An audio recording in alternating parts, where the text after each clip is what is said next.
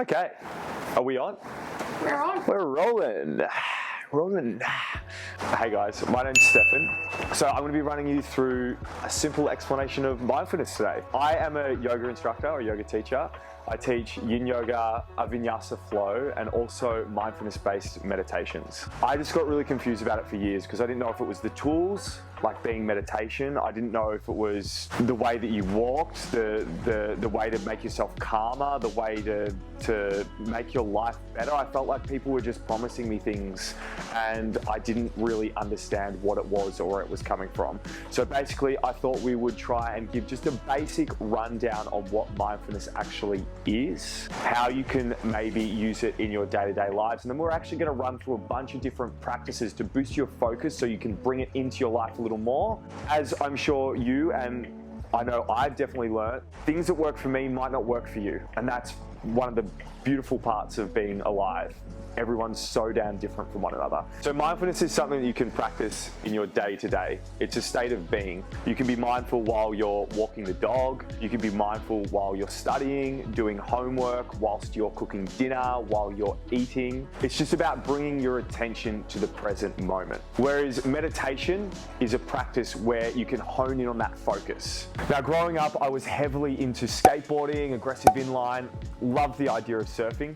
Didn't do it that much, to be completely honest with you. But these like extreme sports especially, if you are not super present, you're gonna get really hurt. You might have heard this being thrown around as being in your flow. This is like a deep meditation because of how present you are. I thought this was a really important point to make because I think we all have these things in our life that we just love doing because they make us feel really good. A lot of the times these things are the things that get us into this flow state, into that deep meditation. Foundations of mindfulness. Basically just what is it made up of? Number one, we have mindfulness of breath. So mindfulness of breath is just basically noticing the subtle sensations that happen within your body when you breathe. So it might be as simple as noticing the air as it passes through your nostrils, noticing the slight rise of your shoulders. You could notice the bottom ribs as they slightly expand and contract as breath comes in and out of your body. It's a really good focus point to come back to throughout the day if something just doesn't feel too good. Number two, mindfulness of the body.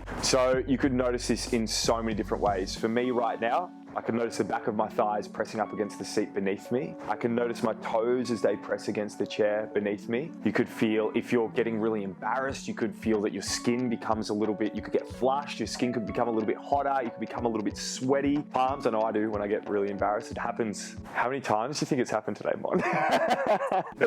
But it's just about noticing what's happening in your body at any moment throughout the day. Number three, mindfulness of emotions. I think the general one, because it just feels like it's super overwhelming, is anger. Or if somebody was to say something to you that really pisses you off, noticing that come up in the moment. A nicer example maybe to start with would be noticing if you're in love or that you love somebody. Mindfulness of emotions is one of those ones that can be really tough because it can be really overwhelming and you do want to be super reactive as things come up. A little bit later we're going to talk about practices that can actually help you notice these things a little bit more and actually maybe stop being so reactive to them and sit in the space between noticing that emotion come up and reacting to that emotion.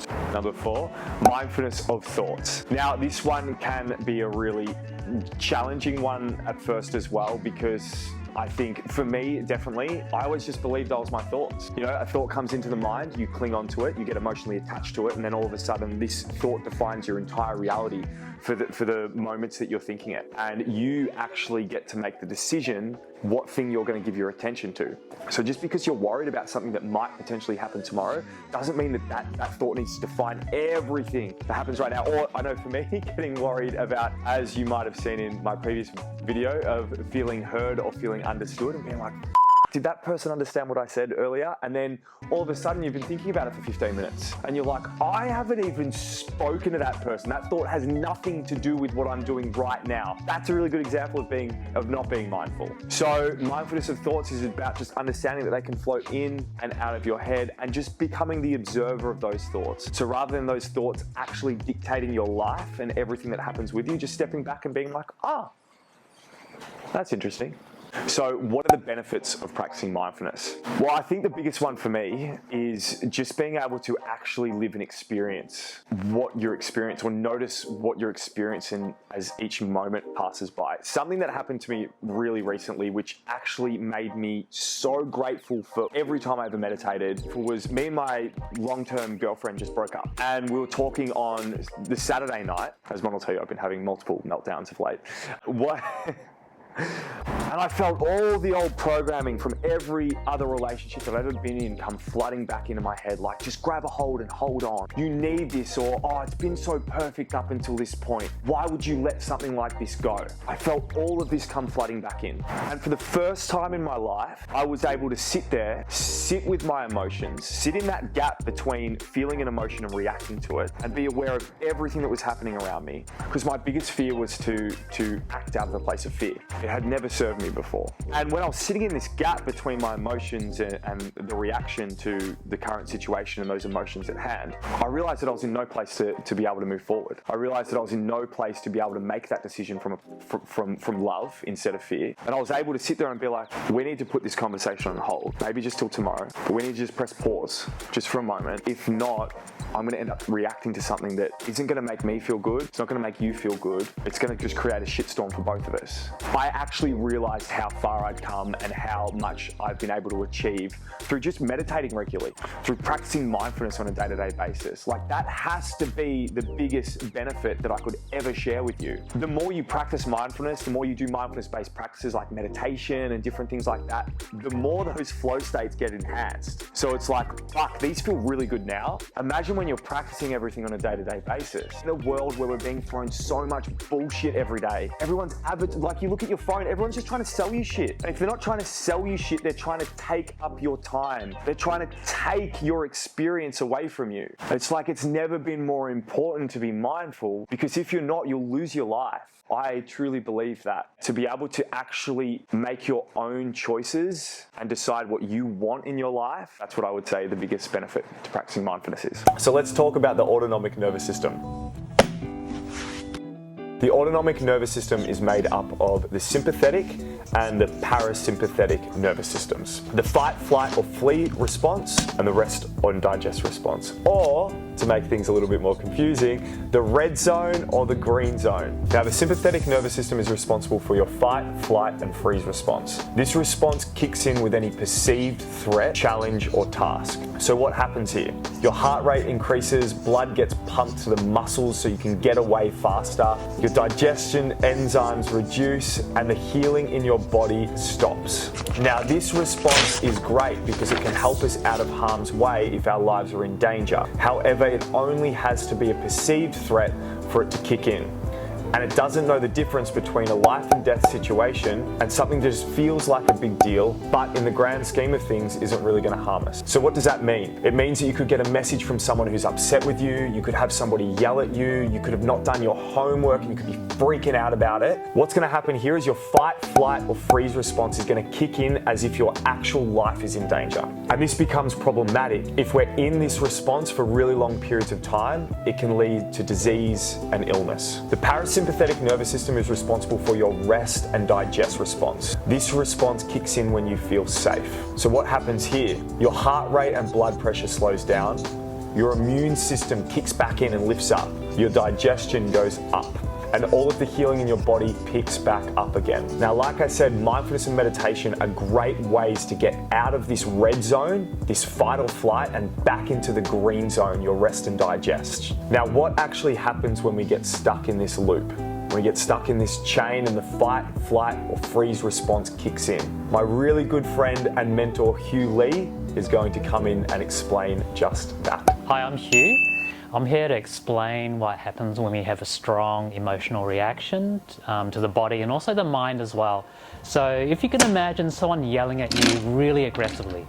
Okay, let's start from the heart. So the heart is the seat of emotions. What happens when someone's yelling at you aggressively? What emotions come up? Anxiousness, fear, sadness, anger, shock, embarrassment. Do they sound familiar? After those emotions arise, you get a physical reaction. Yeah, the body goes into fight and flight, your breath shortens, heart rate increases, shaking, sweating. These physical reactions will set off the mind. So you're going to have, for example, thoughts of shame, anger, disappointment, revenge. And then after that, it's going to intensify the emotions that you're already having. After that, the emotions will intensify the physical reactions that you're having. And then the physical reactions will intensify the thoughts you're having. And what do you have? This negative feedback loop. It will be a cycle, a habitual cycle that will carry on in life unless you are aware of them. So it takes awareness, being aware of how you're feeling, being aware of your emotions when someone's yelling at you, being aware of bodily reactions, being aware of your thought is key to helping to break this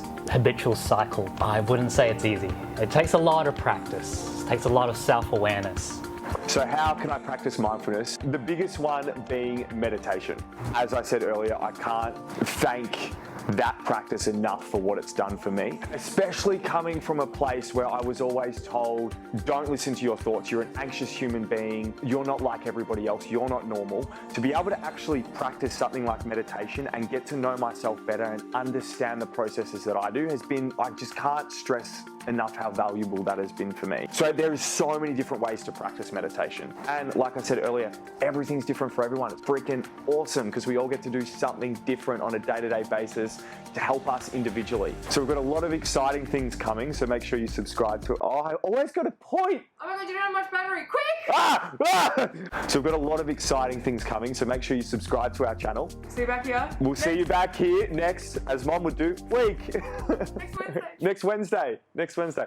We've got a lot of oh, hang on, just a sec, guys. Whew. We've got a lot of exciting things coming, so make sure you subscribe to our channel. We'll see you back here next Wednesday. Mom doesn't like that she does that, but I'm gonna keep on going. We're gonna go back on this. All right.